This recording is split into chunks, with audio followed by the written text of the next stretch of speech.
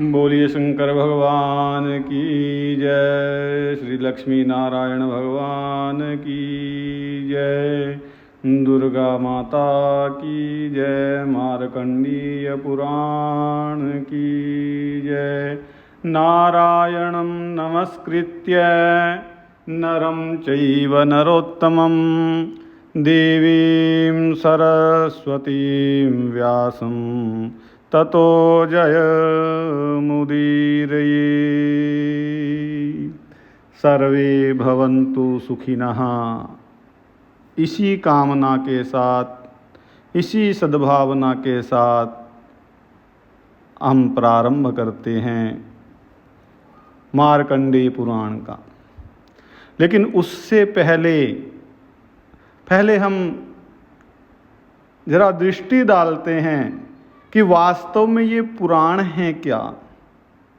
ये समझ लेना बहुत ज़रूरी है कि पुराण वास्तव में जो भारतीय संस्कृति है उसके ज्ञान का बहुत बड़ा कोश है, जिनमें मानव मात्र कहें तो अल्पता होगी।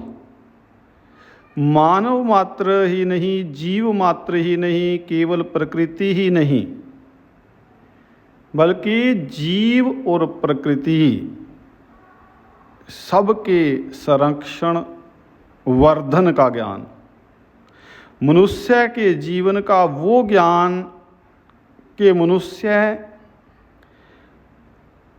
अपना शारीरिक, पारिवारिक, मानसिक, सामाजिक,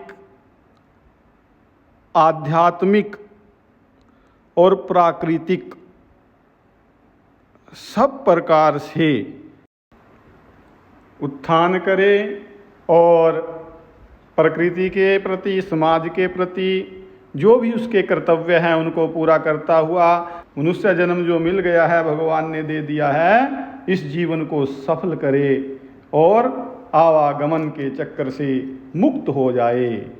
और मनुष्य की परमात्मा की सर्वश्रेष्ठ रचना है, तो उसी प्रकार ये कर्म करता हुआ परमात्मा की कृपा से हर प्रकार के सुखों का उपभोग करता रहे। और वो साधन वेदों का ज्ञान है।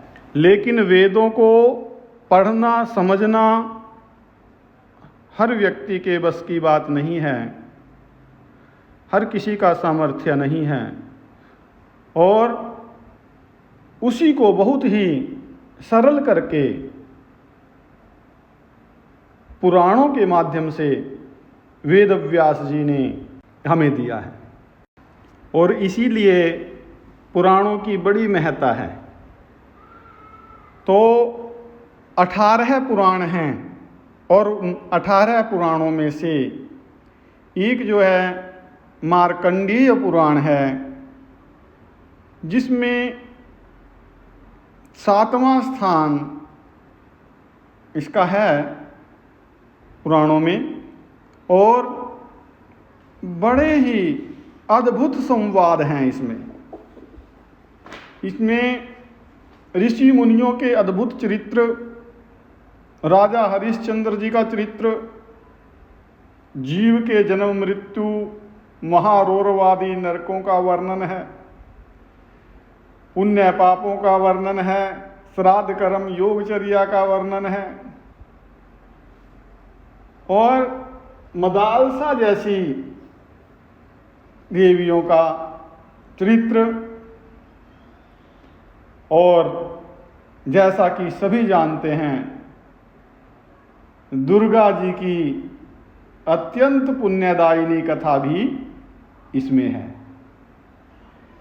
तो मार्कंडेय पुराण का परिचय जो है और इसका श्रवण सुनने से क्या लाभ होता है, इसके दान का भी फल है, पुराण का दान भी किया जाता है, उसका भी महात्म्य, ये सारा मार्कंडेय पुराण में तो है ही है बाद में। लेकिन नारद पुराण में भी इसका वर्णन आया है।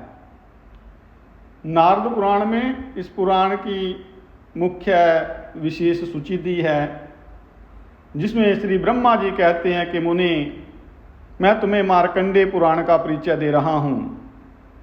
ये महापुराण पढ़ने और सुनने वाले पुरुषों के लिए सदा सदा पुण्यदायक है, और इसमें पक्षियों को प्रवचन का अधिकारी बना करके उनके द्वारा सब धर्मों का निरूपण किया गया है।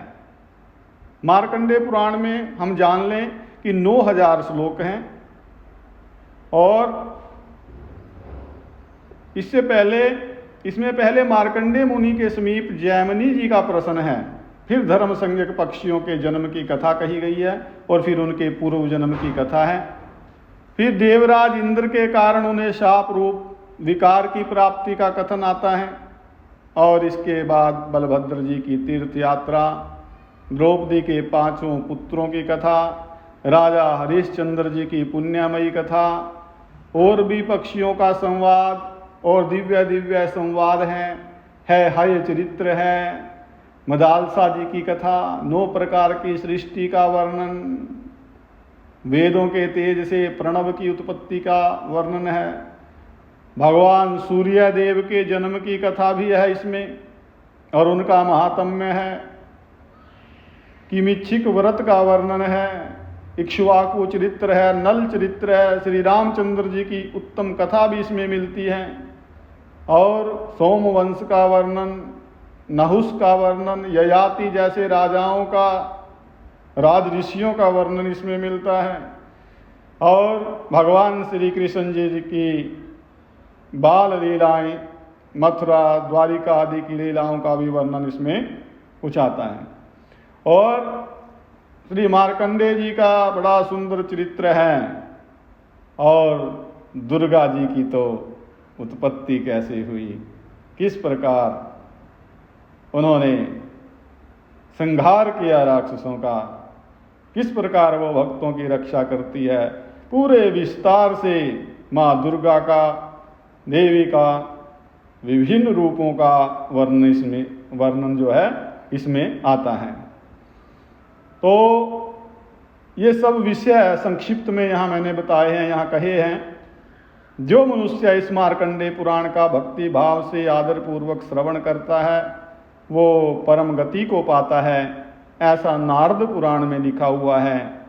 जो इसकी व्याख्या करता है वो भी भगवान शिव के लोक में जाता है, और जो इसे लिख करके हाथी की स्वर्णमयी प्रतिमा के साथ कार्तिक की पूर्णिमा के दिन किसी श्रेष्ठ ब्राह्मण को दान दे देता है, वो भी लिखा बताया कि ब्रह्म पद को प्राप्त कर लेता है। और जो मार्कंडेय पुराण की इस विषय सूची को भी सुनता है, जो कि यहाँ बहुत संक्षिप्त सुनाई गई है, क्योंकि इसमें इतनी ही नहीं और भी बहुत दिव्य दिव्य कथाएं हैं, वो बताया कि मनोवांछित फल को प्राप्त करता है। और ये तो नारद पुराण में लिखा है। मार्कंडेय पुराण के भी अंत में जो है इसका महत्व है, जो बाद में सुनाया जाएगा, लेकिन उसमें से एक बात मैं बता देता हूँ बड़े महत्व की, कि ये मार्कंडेय पुराण की कथा जो है ये 100 कल्पों तक के किए हुए पापों को नष्ट करने की सामर्थ्य रखती है, ऐसा लिखित प्रमाण है। तो भगवान की कृपा से हम इनको कथाओं को सुन पाएँ और इस ज्ञान का श्रवण कर पाएँ, ये भगवान से प्रार्थना करते हैं कि हम पर उनकी कृपा बनी रहे और हम इन पुराणिक कथाओं का श्रवण करते रहें। हरि ओम। सर्वे भवन्तु सुखिनः, सर्वे सन्तु निरामया, सर्वे भद्राणि पश्यन्तु, मा कश्चित् दुःखभाग् भवेत्। हरि ओम।